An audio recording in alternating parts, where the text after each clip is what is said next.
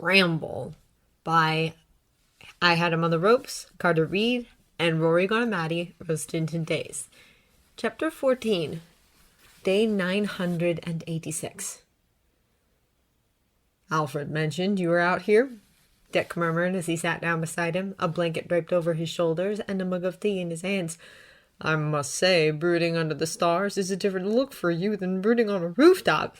He smiled, although not by much. The maze on the grounds of Wayne Manor was not a place he had frequented more than 5 times since the death of his family, it too haunted by the memories of his youth. But sitting in the dusk, away from the lights of the city and the lights of his home, he didn't see after images of his parents, nor of himself, but instead nothing more than trees and shrubbery. Still thinking? Dick continued. A hum was the only reply. Have you seen Clark? No, Bruce grunted, eyes never wavering from the stars peeking out beneath orange-tinted clouds. He's giving me space. He huffed, like the notion was both amusing and annoying. Dick hummed in reply, taking a sip. You probably need it. Yes, the billionaire laughed. No. A pause. I don't know. It's okay to not know what you want, Bruce, Dick said, voice quieter than a whisper. It's okay to be angry. It's okay to not be angry, too.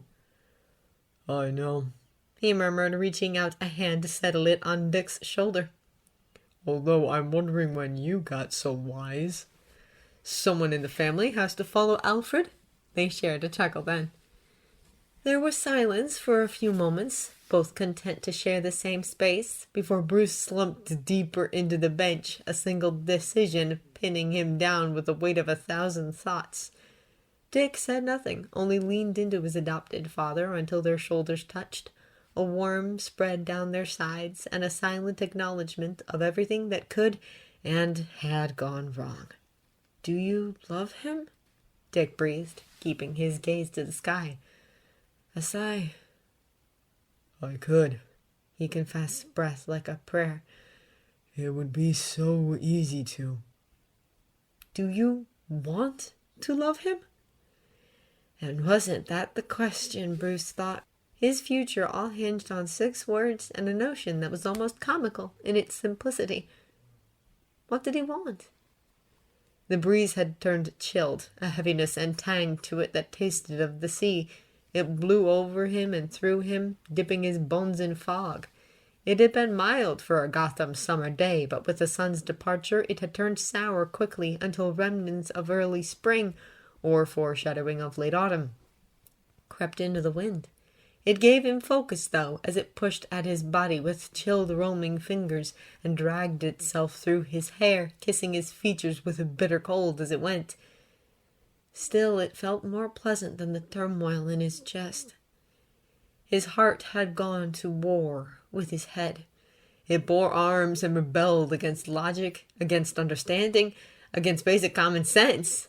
With all the passion in his soul and all the force of a cannon, his head, clinical and detached, looked at his heart in disgust.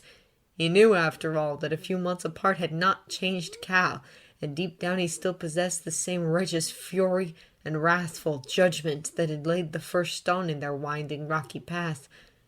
But while he knew the logic behind it all, he also knew his heart didn't care.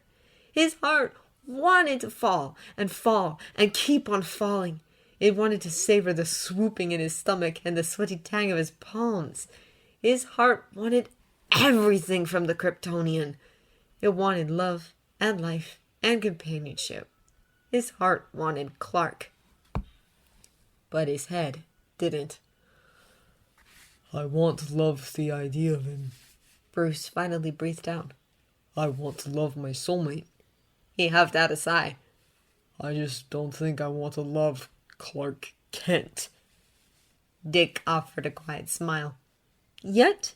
He asked tentatively. Bruce smiled in return. Yet, he agreed before shrugging. But I don't know where yet begins and ends. Do you have to? Dick countered. Do you have to know anything more than what you feel? A ghost of a laugh. Apparently not, he murmured. Some days I forget why I was ever so angry at Clark," he began. "Some days I sit and hate myself for being so stubborn, for holding him accountable when the lie he fell for was one I've spent years crafting, perfecting. Then I get annoyed at letting him off so easily. I remind myself he should have known better, should have at least taken a moment to consider that maybe the world didn't hate him, and Bruce Wayne was more than glossy magazine covers and an easy lay." He heaved in a breath. "Some days I'm angry for justifying that. Him, his actions. After all, who has the right to tell me I live my life incorrectly?" A pause. "Some days I'm so twisted up inside I can't tell up from down or love from hate." He dropped his gaze to his hands. "I think that's what angers me the most. That he makes me so confused. That he makes me feel so much. It all feels like..." "Weakness?" Dick finished for him. "Weakness," Bruce agreed. "I don't think loving makes you weak," Dick offered. "In a way, I think it makes you stronger. I mean, if you have nothing to fight for, then what's the point?" He shook his head before offering a shrug. I'm not saying do or don't, and I'm not saying you need to work this out now, or even a few months from now. But I am saying that don't push someone you love, or could love, away because you don't like feeling vulnerable." Bruce glanced over then, a small, proud smile on his lips. "Smart boy," he said, warmth layering his tone. "Duh!" he offered before standing. "I'm gonna head in," he added. "Don't be too long." "I won't." His hand had drifted to rest at his side, overlaying the place where Clark's words had once been. When Bruce was younger, innocent of the cruelty in the world, he'd let himself fantasize. He'd let his parents fantasize about the brave, selfless person who would rescue him, who would protect him and tell him he was safe, that nothing was going to hurt him. His parents had been so thrilled, weaving tales of the remarkable person who was bound to him for all eternity, his savior. "Perhaps he's crossing an ocean of stars to find you," his mother had said once as he peered through his telescope one cold but clear night. "Perhaps you can save him too," she continued, a modern woman who was determined that her son was to be like her, the star of his own story. "Yes, mother," he laughed, rolling his eyes, but letting something deep-rooted and satisfactory settle behind his ribs at his mother's reassurance. It was all innocent, simple, and at its core beautiful. Beautiful in the way that made old men weep without pride or fear or stigma. "Don't worry, I've got you. You're safe. Nothing's going to hurt you now." "The world isn't built on perfection," he whispered, voice drifting away on the breeze. "It's messy and complicated. I suppose we are too, Cal, don't you think? Messy and complicated." A distant crack on the horizon, a few seconds, then... "Yes," Clark replied tentatively, hovering just above the ground so his bare feet weren't touching the damp grass. Bruce took a moment to drink him in. The casual t-shirt and sweats, the ruffled hair, the cautiously optimistic expression. "Even if I said yes, there are mountains of stipulations, Cal. Bruce Wayne cannot change. He must be the man the world perceives him to be, fickle and disinterested. While I wear the cowl, he is as unyielding as stone. Could you stand by and watch as he lets models slip their hands beneath his shirt? As he presses kisses to the corner of mouths? As he flirted and gambled and proclaimed loudly to the heavens that he is unattached?" Clark barely hesitated. "Yes," he replied. "I could. I know it wouldn't be real." "It would look real," Bruce countered, "and it would be cruel to make you watch." "I'd watch anyway." "Knowing," Bruce continued with a raised brow, "that I was coming home to you." "Bruce," Clark muttered, "I'm not asking you to change." "I know. But the life you want, Clark, the life that deep down I want, can't exist. We'd be settling for whatever we could snatch for ourselves. We'd always be in the shadows, taking half chances and resenting each other for wearing capes. The mission comes first for both of us. Clark finally let himself drop to the ground, toes spreading wide in the grass. What if it didn't?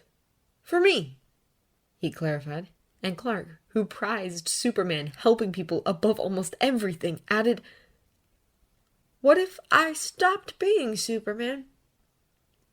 While the alien before him hadn't spoken above barely a whisper, it felt like he'd screamed.